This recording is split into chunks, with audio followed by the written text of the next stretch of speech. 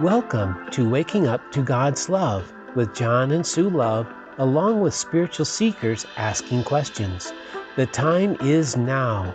It's time to wake up to all the lies. It's time to remember who you are and to know that there is a power greater than you. This podcast is all about the awakening process and how to reach the fifth dimension. But what does waking up to God's love have to do with entering the fifth dimension? Everything. Now, after the podcast, be sure to check out our free website, www.wakinguptogodslove.com. And please be sure to like us and subscribe so you never miss an episode.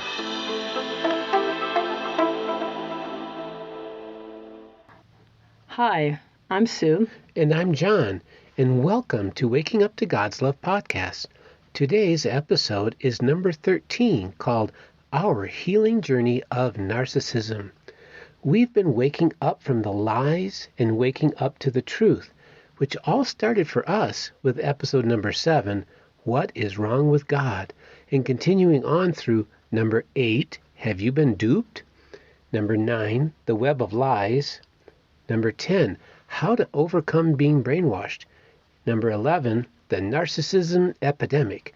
And number 12, Curing the Incurable with God. Now, we want to remind you before we start, please check out our free website, wakinguptogodslove.com. The website is so valuable. It's filled with so much wisdom. There's demos to show you how, and a message of love and hope. After years of asking God, why is John behaving the way he is? God said, neither one of you were ready to hear the truth, and you both needed to wake up to all the lies. As we started to wake up from the lies, God finally told us that John was a narcissist and I was an enabler. We were both shocked. We had no idea. Now, experts say that narcissism is incurable, yet God is telling us that it can be cured with the help of God. So in this episode, we will be honest and vulnerable in sharing our own personal journey of healing narcissism so that we can prove to ourselves and you that narcissism can be cured with God's help.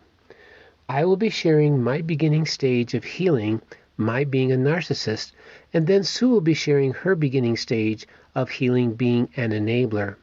But first, we want to share with you that the next several episodes after that, we will be talking about the 5 steps to healing that Sue received from God over 40 years ago. This is a powerful healing process that has helped me and many other people over the years. Yes, it has. The 5 steps to healing can be used and is good for physical, emotional, mental, and spiritual issues. Yes. But God says, I want you to use it to heal narcissism. Step number 1 is recognition. How can you heal anything unless you can recognize what the problem is, or if you even think you have a problem? Yeah. Now, John's behavior were very dysfunctional, and he could not understand or recognize why. Yeah. Even with all the healing John was doing. I know, it was so frustrating. Now, with respect to narcissism is nothing more than behaviors that we have been taught, and it's how we've been programmed. So do not judge yourself or others. Society has been programming us for a very long time, and until we can start recognizing what the problem is, we can't ever heal. Society has been teaching everyone to become more narcissistic. Actually, society promotes narcissism, such as creating behaviors like being selfish, being all about me, don't have feelings, don't care about anyone else. The only thing that matters is me, and the list goes on. That is why there is a narcissism epidemic. Actually, you could say that there's an epidemic of people not caring. I agree. I mean, where's the compassion, empathy for each other, people caring about each other, people helping each other, having each other's back, etc., like the olden days? Yeah. The world is changing to being all about me. And the only way we can change it is by changing our behaviors. Yep. Again, Be the change you want to see in the world. That's right. If you can recognize these behaviors in yourself, then you can heal. You can then change and stop being a narcissist or an enabler. I know for both of us, we were so brainwashed and we didn't even realize it. Yeah. For me, it wasn't okay for me to ask for what I wanted, and that was a biggie for me. Like, I don't matter. Whatever you want, John, I'm here to please. And that is what my mom programmed into me. Yeah. It's amazing how subtle it is. You don't even realize you're doing those behaviors. It's like, oh my God, I've been doing those behaviors? And then I would be getting upset and blaming John for his behaviors without realizing that I was enabling those behaviors. Wow. Yeah. I then realized that I am not the victim and John is not the perpetrator. We both created each other so that we can each play our own part. So together we can learn our lessons and then be able to heal. Yeah. It takes both an enabler and a narcissist to create it in a relationship. And yeah, it's amazing. So since I woke up to being a narcissist, I have changed a lot. I am being very loving to Sue and being very conscious of my behaviors. However, God shared with Sue that unless we, both of us, heal and do all 5 steps to healing, especially me being a narcissist, it will come back. God continued to share with me how right now it's like you are on your honeymoon. John is being all loving, but in reality, John is using his force of will and determination. And if John doesn't do all the 5 steps to healing, after a couple of months, John will go back to his old self of being an oink or a narcissist. So the first step is recognition. John, are you ready to share your story? I sure am. Thank you, Sue. Okay, I have been struggling with several of my behaviors for a very long time. I've also been struggling with my very strong ego. I could not understand why I was behaving the way I was, and I could not understand why I was unable to change these behaviors. This was very frustrating to me. I also could not understand why I would get so triggered by what Sue said or did. I mean, I had times that I just instantly reacted and could not stop my reaction. I mean, it felt like I was not in control of how I reacted. This also deeply frustrated me. I did not understand. I was aware that I lacked compassion and empathy for others, but I didn't think that was such a big deal. I had this belief that I was responsible for me and they were responsible for them. And then I conveniently used the teachings about karma as an excuse to not care about what others were experiencing. I just say, well, that's their karma.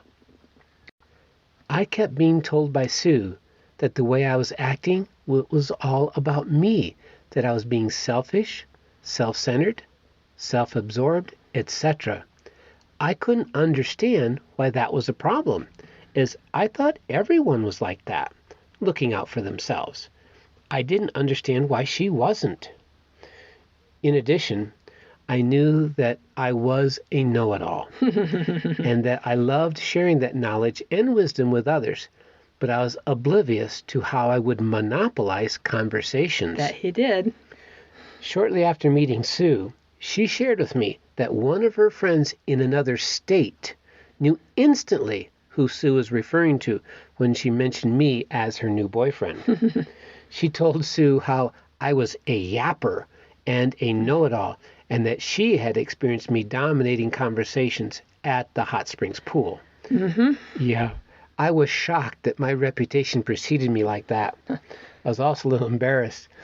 I also knew that I had a sensitivity to criticism, and this was like a hot button for me, my sensitivity to criticism. And I attributed that to having had very critical parents and siblings. What I didn't realize is that all of these separate behaviors were connected under the umbrella called narcissism. I had absolutely no idea that I was a narcissist. I was even more shocked to learn that it was considered to be incurable. I was devastated. Now, as I started researching narcissism, I learned that it is basically programmed into the subconscious in a very subtle way, usually starting in early childhood. Even though these behaviors are actually very common among the members of our society, most people don't have enough of these to actually be labeled as narcissists. What I found is to be triggered into a level worthy of being considered a mental disorder, narcissistic personality disorder, requires some kind of traumatic incident, usually during childhood. Now, I do have a vague memory of such an event happening in my childhood, which would then explain everything. Now, as I was attempting to take this all in and wondering if I was doomed to be like this for the rest of my life, God came to me and said that with Sue and God's help, I could cure this if I was totally committed to doing what was necessary. I absolutely was. To use the poker term, I went all in. I asked Sue to set her boundaries, as I learned that that was one of the steps needed for her to stop enabling me to be a narcissist. I then asked Sue to gently but firmly tell me when I was being a narcissist. You see, in the past, I would get defensive and angry when Sue would attempt to do something like that for me. We called it holding up the mirror. And even though I knew it had helped me many, many times in healing stuff, it was not something I ever enjoyed.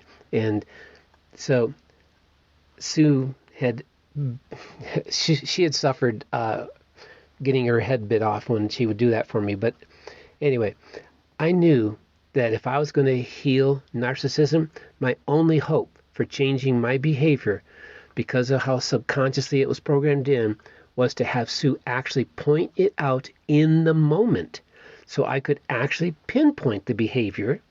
I could then analyze it and recognize it as one of the dysfunctional behaviors that I needed to change. I knew that this would require Sue to risk my having a negative reaction like I had always done in the past. Yep. Now, I knew that Sue had had enough of my verbal and emotional abuse as I was defending these behaviors, and I wasn't sure if she would be willing to take this risk. I was grateful and relieved when she agreed. That meant I had a chance to heal this and save our marriage. I also knew that Sue had difficulty saying the word narcissist, so I suggested that we come up with another word to use that would keep us from getting too serious as we are attempting to work together to heal this very serious problem in our relationship. We chose to use the word oink because when I was acting as a narcissist, I was being a pig. Yes, he was being a pig. Yeah. Oink, oink. Yeah. So by choosing this approach, I have been making progress in recognizing these behaviors. Now, as Sue said before, God shared with Sue this beginning part is being accomplished by my sheer determination, courage, and willpower. And God said, if I rely on willpower alone, I will ultimately fail. I need to include God into this process. This is why God gave us Bibo breathwork to use as a healing technique. Now you can find Bibo breathwork in our website called wakinguptogodslove.com. There is a tab called Bibo breathwork. Yes, there is. Now, as we have shared numerous times in this podcast, both Sue and I believe that because God created everything, we believe God can uncreate, as in heal or cure anything. So, in addition to using my willpower, I have been creating a list of these behaviors that I need to do separate Bibo breathwork sessions on. I have begun that process, And I'm seeing some wonderful results. And I will continue that process until I have completely released all of these dysfunctional behaviors that I have identified with Sue's help. I'd like to finish my part here with letting you know a couple of these behaviors that I have already recognized that needs healing. Number 1, being all about me. Number 2, not caring about Sue's feelings. Number 3, what we call projection and blame. I would project onto Sue or others, and I would blame them instead of owning what I was really doing. So projection and blame. Number 4, as I mentioned before, my sensitivity to criticism. That was a biggie. So that was a biggie. Yeah, so I'm working on those 4 and many others as well. Thank you, John.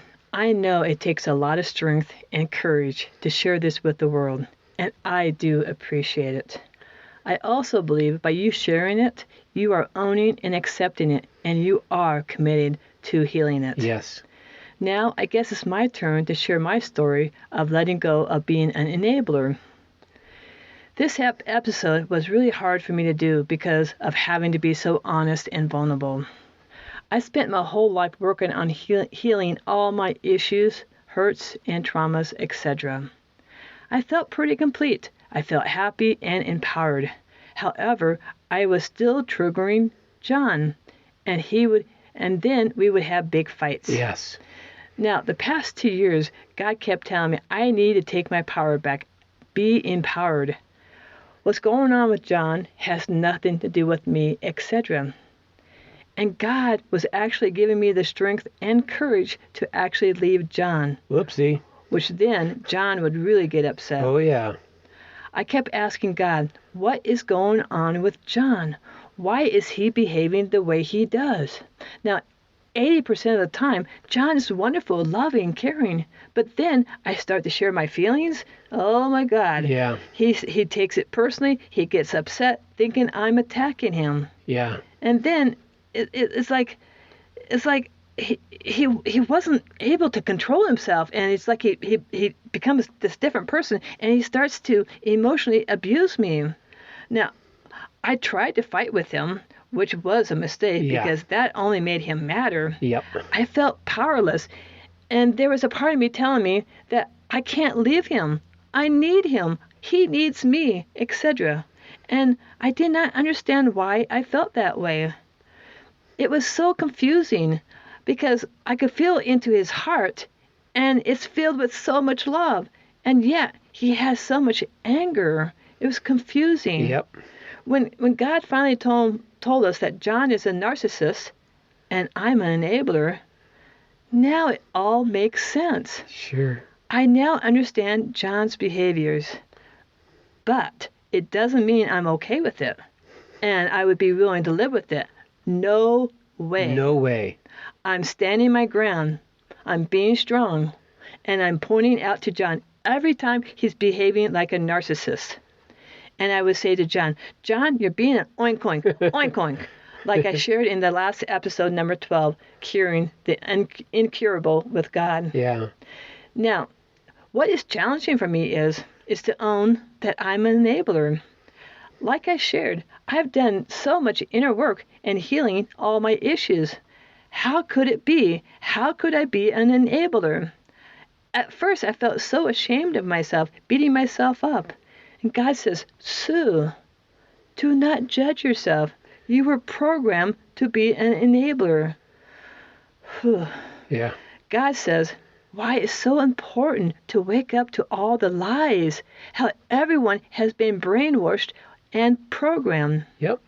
And it was when you were willing to look at how you were lied to in episode 7, What's Wrong with God, that you started to see how you were lied to and how you bought into the lies. Yeah, that was a powerful one. It was really powerful. So, example, in number 7, I shared how the minister was pretending to be God, spanking me so hard, telling me how bad I am for talking about God, and that I must repent for my sins, and I must punish myself. Yeah. I was so traumatized that I wasn't able to talk for 9 years, from the age of 4 years old to 13 years of age. I did all types of healing work with the minister, even doing Bebo breath work. I forgave the minister, my parents, and myself. I thought I healed it because I felt I was complete with it. Yep. However, when I started to see what the minister said and did to me, and I realized how it was a lie, it was like, wow. I mean, light bulbs went on. Yeah. It's like, and God said, Sue, anything that anyone does or says that does not come from love is a lie. God went on to say, Sue, do you understand what I just said? Anything that anyone does or says that does not come from love is a lie. Wow. The minister did not come from love. Therefore, it was a lie that I must punish myself for life. I bought into that lie. Therefore, until I recognized that it was a lie, I would have never been able to heal the belief that I must punish myself. Now, you might ask me, how does this play into me being an enabler?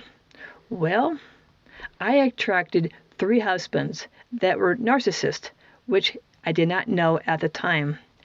And I had a belief that was buried deep down in my subconscious that I needed men who would punish me. I allowed myself to be okay with being with narcissistic men who were controlling, liked to squish me, make me feel less than, I'm not important, etc.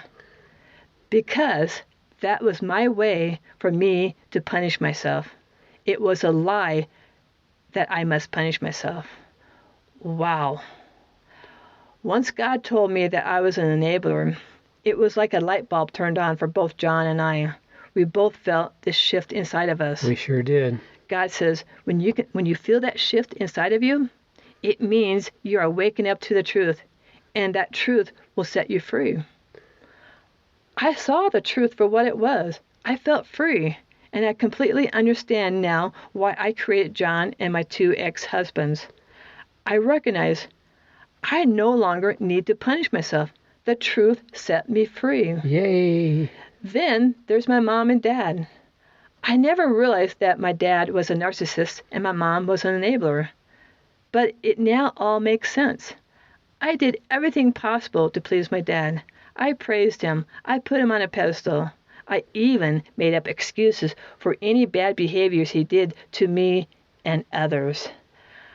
I always thought my mom was a martyr, when in reality, she was a big-time enabler. My mom was never there to protect me from my dad. She always defended him, etc. Now, what my mom taught me that has affected me my whole life was, I must always obey my husband to be a dutiful wife. That I can't live without a man. I'm not capable to take care of myself. I must be a pleaser. I need to be there for my man, no matter how they treat me. And the list goes on. What I realized was, it was my mom teaching me to be an enabler. Wow. So, I tried healing all those things my mom taught me, but I could not fully understand why they kept coming back. Now, I recognize why. Because it was programmed into my subconscious.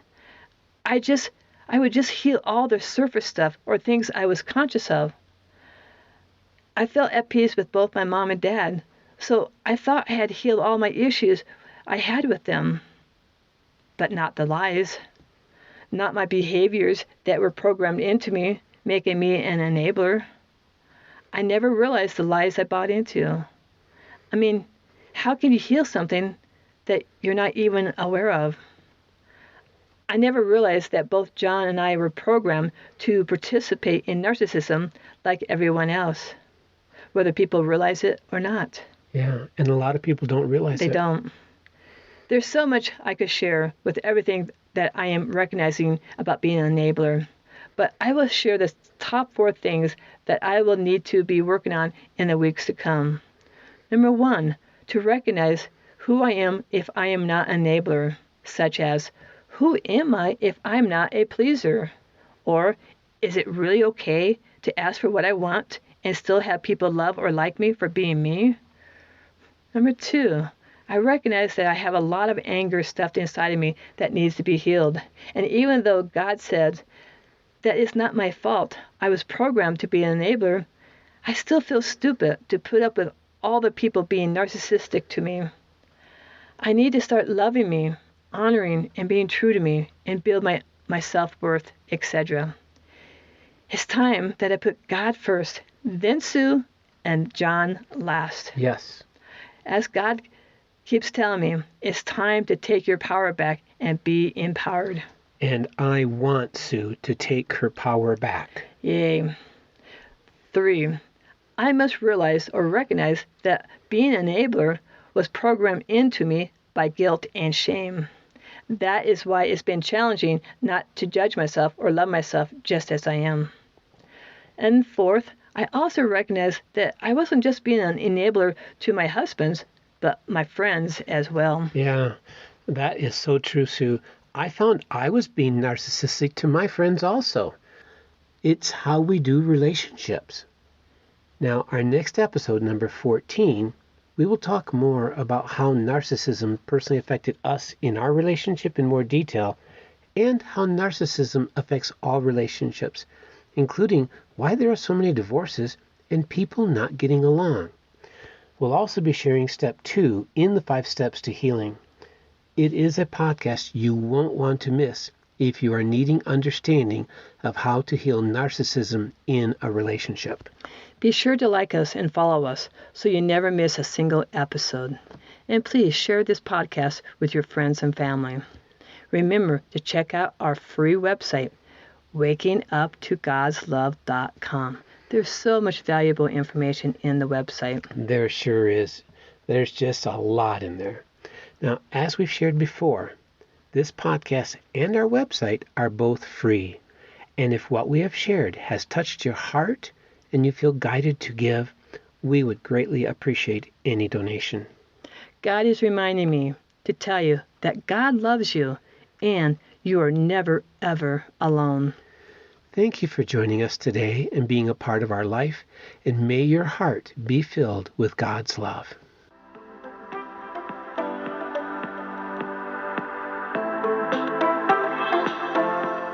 We hope you have enjoyed our podcast today. Please be sure to go to our free website and check out everything that Waking Up to God's Love has to offer. The website is www.wakinguptogodslove.com. If you have enjoyed this podcast, then please share with friends and family. And we want to remind you to please like us and follow us so that you don't miss a single episode. And as we shared before, this podcast and our website are both free, so we would greatly appreciate any love donation. God is reminding me to tell you that God loves you and you are never, ever alone. Until next time.